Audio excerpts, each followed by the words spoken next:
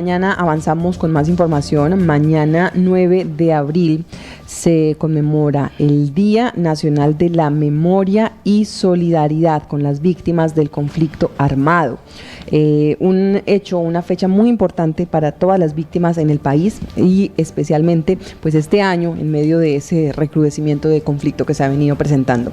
Desde la Comisión para la Verdad se han planteado algunas actividades en la región, pero más allá de eso también hoy vamos a hablar de ese legado que va a dejar la Comisión de la Verdad, porque ya comenzaron ese camino hacia el informe final con el que se busca esclarecer la verdad contada desde las víctimas, la verdad contada desde los territorios, y aquí en el Guaviare hay muchas verdades por conocer, y por eso abrimos este espacio justamente con Heriberto Tarazona, quien es el coordinador territorial de la Comisión para la Verdad. Heriberto, muy buenos días y bienvenido a Marandúa. Buenos días, Laura, y buenos días a toda la mesa aquí de trabajo que nos acompañan y a todos los oyentes. Bueno, pues este día, mañana 9 de abril justamente, y desde hoy se van a estar comenzando con algunas actividades. Entendemos que aquí en territorio va a haber un evento en el archivo departamental donde diferentes entidades van a estar realizando un reconocimiento a las víctimas. Sí.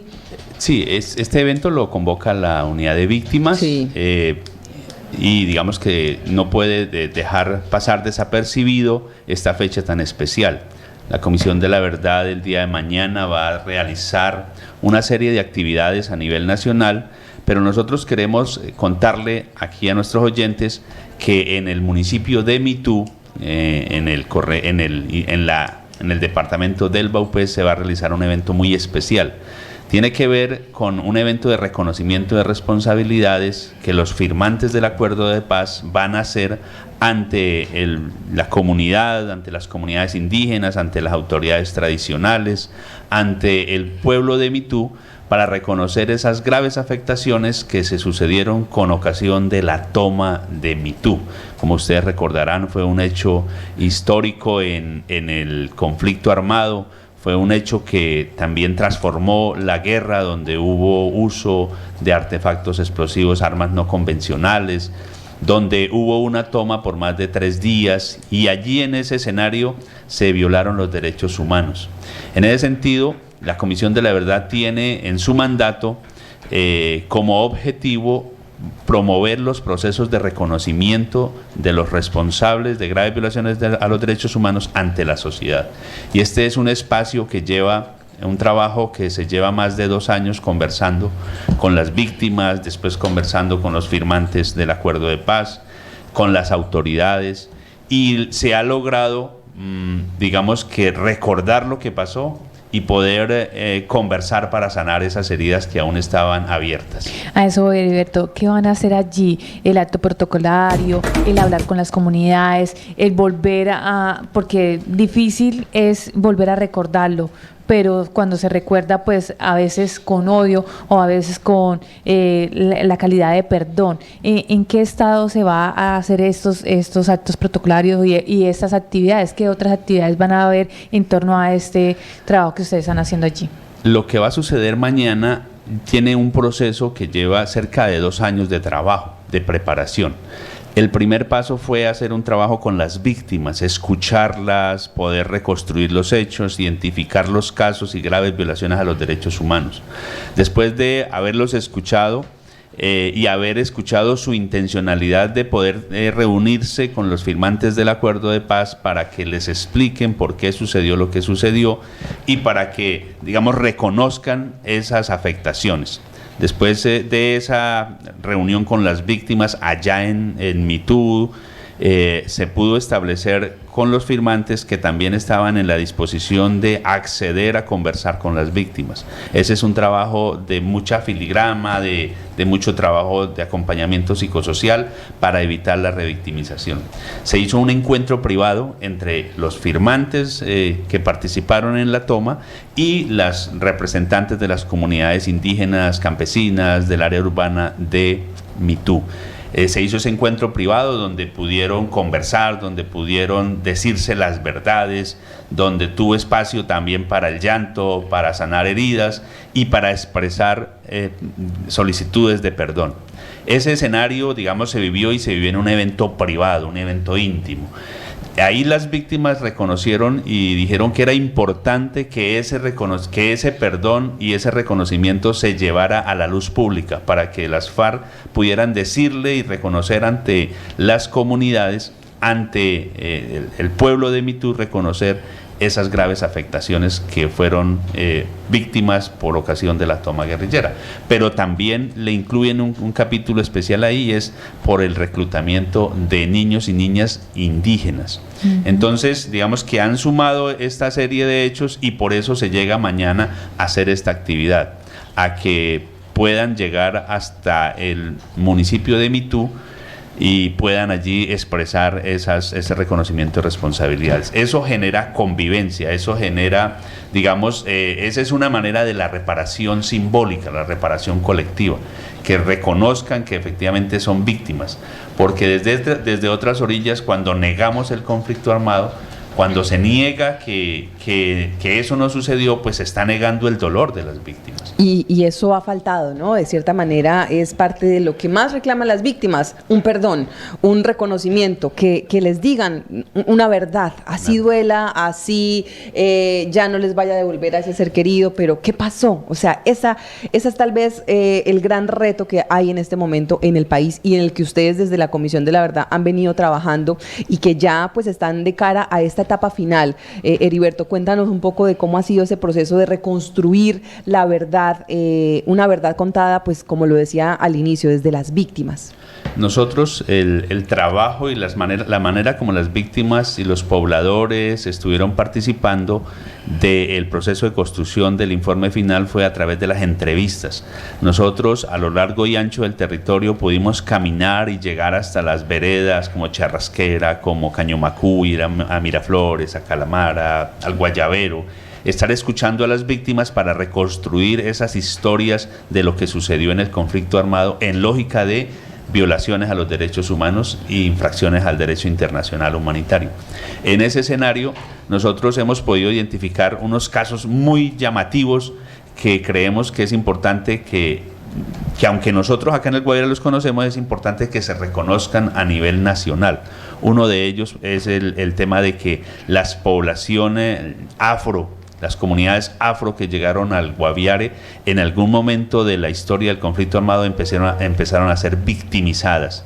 Sí. En especial las comunidades, se documentó el caso de Puerto Gaviotas en Calamar, pero después de que empezamos a visibilizar este ejercicio nos hemos dado cuenta que a lo largo y ancho del territorio hay otras experiencias también de afectaciones a las comunidades afro que llegaron a asentarse en el territorio. Otra situación que se pudo visibilizar y otro hallazgo que llamamos nosotros en la comisión es el tema de la violencia sexual como arma de guerra. Esos aspectos son los que hemos venido documentando y escribiendo para que la gente del interior del país, para que la sociedad entera sepa que en el Guaviare hubo graves violaciones a los derechos humanos, hubo una historia de dolor. Sí, ustedes ya de cierta manera están, digamos, construyendo ese informe final. Ese informe final va a contar ¿qué podemos estar esperando en ese informe final? Entonces, nosotros tenemos un capítulo especial de cómo la guerra afectó a los niños, niñas y adolescentes. Y entonces entrevistamos a las personas que en su momento eran niños, niñas y adolescentes, sí. Y hemos podido documentar cómo la guerra afectó sus vidas, cómo la guerra afectó sus familias. Y esto en una lógica de hacer unas recomendaciones para que esas graves violaciones a los derechos humanos no se repitan. Las recomendaciones van en el sentido de qué debemos hacer como sociedad, como medios de comunicación, como gobierno, como sociedad civil, como, digamos, todos como país, qué debemos hacer para prevenir esa situación. Desafortunadamente nosotros estamos viviendo un momento triste para nuestra sociedad y es que se está repitiendo el reclutamiento de niños, niñas y adolescentes. Entonces este informe va a llegar para el mes de junio y esperamos aquí poder nosotros hacer esa socialización, pero en especial invitamos a la comunidad para que esté pendiente de esas recomendaciones, porque las recomendaciones tienen fuerza vinculante. O sea, lo que diga la comisión, el Estado debe empezar a desarrollar una serie de actividades para cumplirlas. Sí, a esto digamos que la expectativa está en que mucho ustedes han venido trabajando y recogiendo esa verdad, pero todavía no han publicado muchas cosas. No. O sea, casi nada, realmente muy poco se ha conocido. Porque la metodología es que el 28 de junio se aprueba el informe ya global, general. Y ahí es donde vamos a conocer el texto de las historias, de las recomendaciones, de lo que pasó. Lógicamente, pues son 50 años de guerra. Sería un libro grandote. Muchas historias, serían muchísimos libros. Entonces vamos a tener un capítulo que se va a llamar Orinoquía y otro capítulo que se va a llamar Amazonía.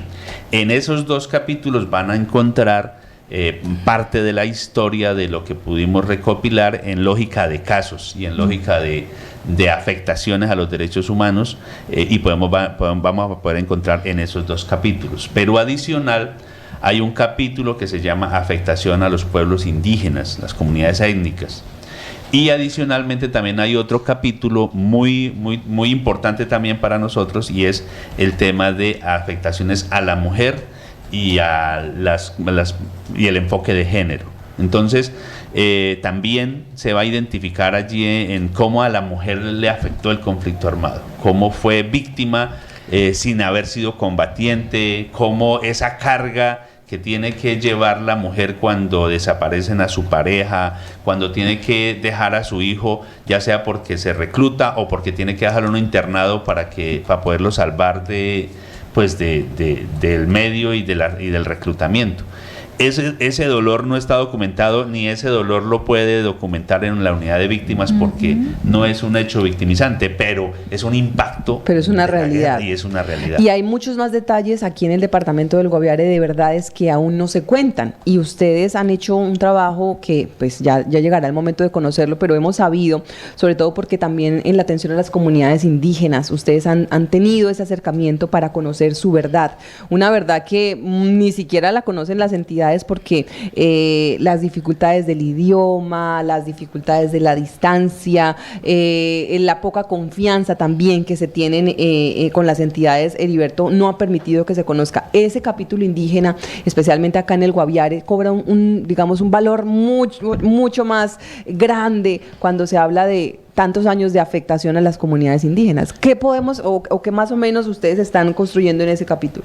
Alrededor del capítulo de comunidades indígenas, nosotros como tú dices, hemos documentado y hemos podido visibilizar las afectaciones al pueblo Jiu, en especial en toda esta ribera del río Guaviare, Barranco Colorado, el resguardo de Barranco Ceiba, Araguato, Mapiripán, como en cierto momento de la historia del conflicto armado se agudizó y ellos fueron afectados. Y una afectación tan grande que hasta hoy no han podido volver a sus territorios. Sí. Lo mismo sucede con las comunidades Nucac. Y hemos podido documentar para que eso quede visible dentro del informe y haga parte de las recomendaciones.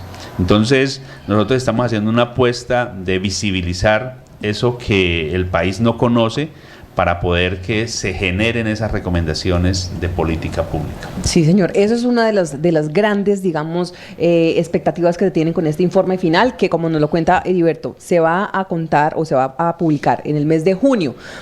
A partir de ahí, ¿qué sigue? Una vez ustedes publican ese informe final, ¿qué sigue? Ese legado que vamos que va a suceder y que va a dejar en el 28, va a venir aquí al territorio del Guaviare, vamos a trabajar nuevamente y aspiramos a recorrer por los sitios donde estuvimos recogiendo la información y entrevistando a las víctimas. Vamos a volver a llevar el informe y a conversar con las comunidades sobre lo que está sucediendo. Y aquí hay algo muy importante, Laura y queridos oyentes, es que nosotros no aspiramos que nos hagan un comité de aplausos con el informe.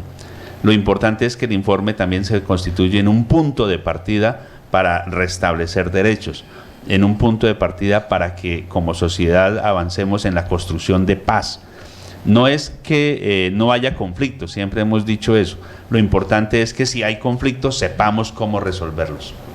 Esto que ustedes van a publicar en el informe final, digamos que ¿hasta cuándo es? ¿Hasta la firma del acuerdo de paz? Los hechos, digamos, sí. el contexto en años, ¿llega hasta la firma del acuerdo de paz? ¿Incluye algo de posacuerdo? No sé. Sí. los comisionados han tenido ese reto de que se estableció que era entre 1958 y la firma del Acuerdo de Paz. Okay. Pero después de la firma del Acuerdo de Paz han sucedido y están sucediendo unos hechos que los comisionados van a abordar porque ya se constituye en unas estrategias de repetición. O sea, estamos repitiendo los hechos después de la firma de los acuerdos de paz.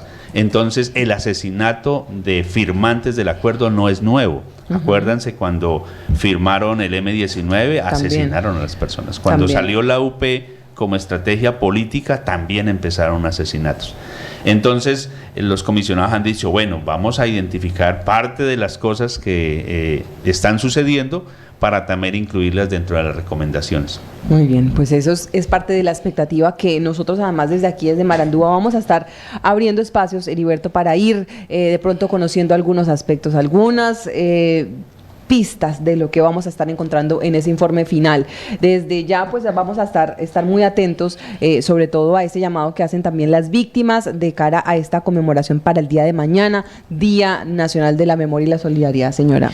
Heriberto, yo no quiero que se vaya sin que nos explique el tema de la Comisión de la Verdad. ¿Va a seguir funcionando? Porque a nivel nacional se hablaba de que no había rublo, de que no habían recursos para que la comisión como tal que se acababa, de hecho, hace como 2 meses. Exacto. Entonces, bueno, sí. Nosotros el mandato, el acuerdo de paz crea la Comisión de la Verdad y le da un tiempo de 3 años para que haga la investigación y presente su informe final. Con ocasión de la pandemia nosotros perdimos cerca de 12 meses, 14 meses de no trabajar, aunque trabajábamos desde casa como todos lo hacíamos. Las víctimas, como lo decía hace un rato Omar, las víctimas, los pobladores que no pueden tener internet, pues no pudieron enterarse de cómo participar con nosotros. Las víctimas le solicitaron a la Corte Constitucional que le restableciera ese tiempo perdido a la Comisión de la Verdad y accedió concediéndole 10 meses más de trabajo. Nosotros terminamos el 28 de noviembre del año pasado. Nos concedieron 10 meses más, es decir, vamos hasta el mes de agosto. Okay. En agosto termina la Comisión de la Verdad porque este no es un mecanismo permanente, es un mecanismo transitorio que se crea específicamente para escuchar a las víctimas, generar esos casos y presentar un informe. Lo importante de este informe, Laura y oyentes, es que, y querida Ingrid, aquí no vamos a buscar culpables, esto no es un carácter judicial. Aquí no se trata de acusar a personas, aquí se trata es de reconocer a la dignidad de las víctimas a través de decir la verdad, de valorar lo que pasó. Sí, ese es el gran reto, ¿no? El perdón también, la reconciliación que viene después de conocer la verdad y es parte de todo lo que necesita, de cierta manera, Colombia para sanar. Entonces, mañana el acto será en Mituba UPES de parte de la Comisión de la Verdad, donde además van a estar participando excomandantes de la guerrilla de las FARC, van a estar haciendo también ese reconocimiento y ese perdón público a las víctimas en Mituba UPES. Sí, señora. Muy bien, vamos a estar muy pendientes. Acá tenemos a un líder de víctimas. Sí, entendemos que es un líder de víctimas que nos está comunicando a esta hora con nosotros. Carlos, buenos días. Bueno, ¿cuál es la invitación que ustedes están haciendo aquí en San José? Muy buenos días, señores Marandúa, y a todos los oyentes. Sí, señor. La ley 48 estipula que el 9 de abril se tendrá que conmemorar el Día de las Víctimas. Sí, señor, lo estábamos diciendo. ¿Hay algún evento o alguna invitación especial que ustedes quieran hacer? Sí, no tenemos buena comunicación. Don Carlos, ¿nos escucha? Sí, yo le estoy escuchando ahí. Sí, nos da la invitación puntual para el día de hoy. El día de hoy la gobernación y las demás entidades van a conmemorar el Día de las Víctimas en el auditorio del Archivo Departamental a partir de las 4 de la tarde. Muy bien, ahí está la invitación entonces para hoy a las 4 de la tarde en el Archivo Departamental. Para que todas las víctimas que estén escuchando a Marandúa, por favor, participemos. Perfecto. Muy bien, don Carlos. Pues desde ya un reconocimiento especial a todas las víctimas en el Guaviare y estaremos atentos entonces a esas conmemoraciones. Gracias a usted por estar conectado con Barandúa. Muchas gracias a ustedes por tan amable sintonía y esperamos que las víctimas participen. Que las víctimas participen. Esta es la imagen, mire, Encuentro por la Verdad, de la gente de la selva, el río Baupés y las cachiveras de Mitú. Esto va a ser mañana a las 8 de la mañana en la concha acústica de Mitú, Baupés, donde pues se va a estar haciendo este evento simbólico. Acá en el Guaviare van a estar reunidos hoy en el archivo departamental también las víctimas y diferentes entidades. Acá también nos dicen por el Facebook Live, también la Comisión de la Verdad ha visibilizado el caso de los Carijona. También un trabajo importante, reconocimiento, se logró con ellos además un reconocimiento del Estado por esa, no sé, riesgo de extinción en el que están, y bueno, ese es un trabajo también bien valioso que se ha hecho desde la comisión. Pues Heriberto, como digo, seguiremos desde aquí muy pendientes de todo ese trabajo y ese camino hacia el informe final. Muchas gracias, Laura, por esta labor de difundir el trabajo que hace la Comisión de la Verdad, y a los oyentes de estar pendientes de las comunicaciones que vamos a sacar por este medio para que nos acompañen de lo que estamos haciendo como Comisión de la Verdad. Muy probablemente vamos a estar en esta Feria del Libro que anunció hace rato Arley. Ya la vamos a contar, sí, señor. Entonces ahí también la comisión va a tener un stand para contarles. Hay muchas maneras, sí, hay muchas maneras de contar esa historia, y es que nosotros que estamos acá en el Guaviare necesitamos conocerla. Gracias, Heriberto. A ti, Laura, y a todo el equipo. Muy bien.